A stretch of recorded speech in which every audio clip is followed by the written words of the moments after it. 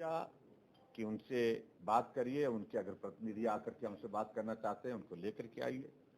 हमने वरिष्ठ मंत्री सुरेश भारद्वाज जी को भेजा कि उनके कुछ लोग अगर मिल करके हमारे पास मिलने के लिए आना चाहते हैं तो वो आए, उनकी बात सुनेंगे, लेकिन आंदोलन जो है उसको सस्पेंड करें।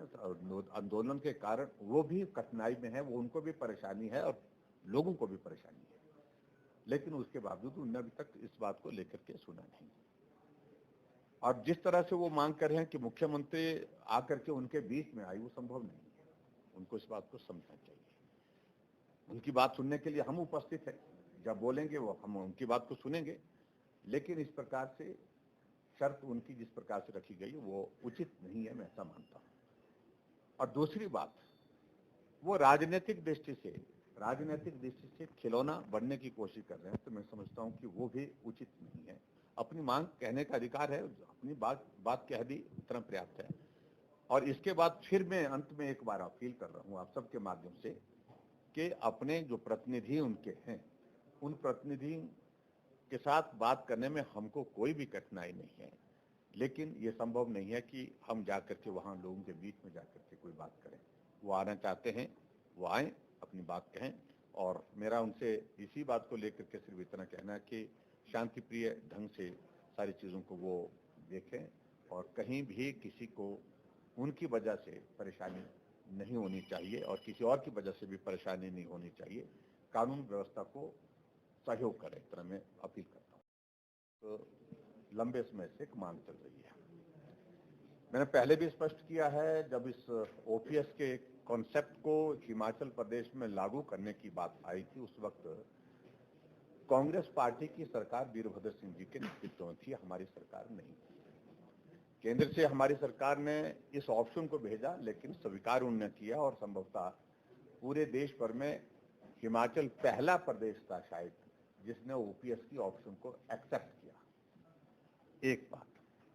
दूसरी बात, हम कर्मचारियों के लिए सदैव खुले रहे।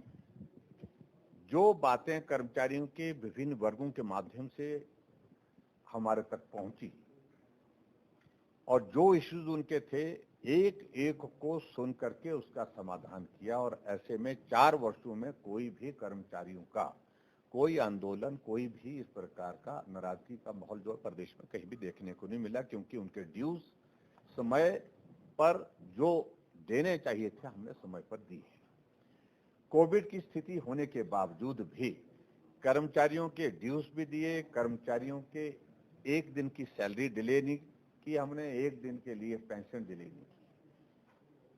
ऐसी परिस्थिति में जिस मांग को लेकर के हमारे सामने आए हैं, मैंने विधानसभा के अंदर एक बार नहीं अनेक बार कह दिया कि इस संदर्भ में हम जो उनका सुझाव है, जो उनकी बात है, उसको सुनने के लिए तैयार है, हमें कोई आपत्ति नहीं। और हमने समाधान क्या हो सकता है उसके लिए उनकी ओर से आग्रह आया था कि एक कमेटी कॉन्स्टिट्यूट की जाए। वो कमेटी हमने चीफ सेक्रेटरी की अध्यक्षता में कॉन्स्टिट्यूट की है। अपनी बात उनके पास भी रखी जा सकती है। और आज जब आंदोलन के लिए उन्होंने कॉल दिया है तो हमने कहा कि आप आए हैं, आपका स्वागत है, आप अपनी बात को लेकर के जो बात कहनी है वो कहिए, लेकिन 10-15 प्रतिनिधि जो आपके प्रमुख हैं, जो आना चाहते हैं, वो आए, बात करें। लेकिन उन्होंने 103 के पास आकर के असेंबल होकर के वहां पर ट्रैफिक को जाम किया। आना जाना शिमला का आपको मालूम है कि कितना कठिन हुआ, लोगों को परेशानी हुई उस कारण से। और उसके बाद पुलिस के साथ भी स्कफल करने की कोशिश की। कर्मचारी हैं वो, और मैं आज भी उनके साथ यही कहना चाहता हूं, अपनी मांग करिए, लेकिन मेहरबानी करके आप कर्मचारी हैं सरकार के, और ऐसे में सरकार के खिलाफ आप अपनी बात जितनी शालीनता से कह सकते हैं कहिए, लेकिन जिस भाषा में कुछ लोग बात करने की कोशिश कर रहे हैं वो उचित नहीं है। एक कर्मचारियों के लिए किसी भी तरह से उचित। चलिए, फेलियर की मैं नहीं मानता हूं, तो हम एक्सपेक्ट करते, उन्हें 1 लाख बोला था, यहाँ पर 8 और 10 हजार के बीच में लोग पहुंचे।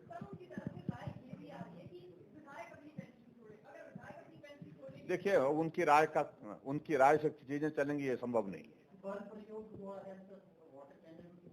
बल प्रयोग इसको नहीं कहते, जब उनने सारा पुलिस के इसको जो है तोड़ा है, और जिस प्रकार से वो किया है, पुलिस ने बहुत शांतिप्रिय ढंग से और संयम और सब्र के साथ काम लिया है। मैंने अभी भी कहा है कि हमको सब्र और संयम के साथ ही काम करना है, और मैं उनसे इस बात के लिए आग्रह करता हूं कि आंदोलित होकर के इस प्रकार से समस्या का समाधान नहीं है। Thank you please.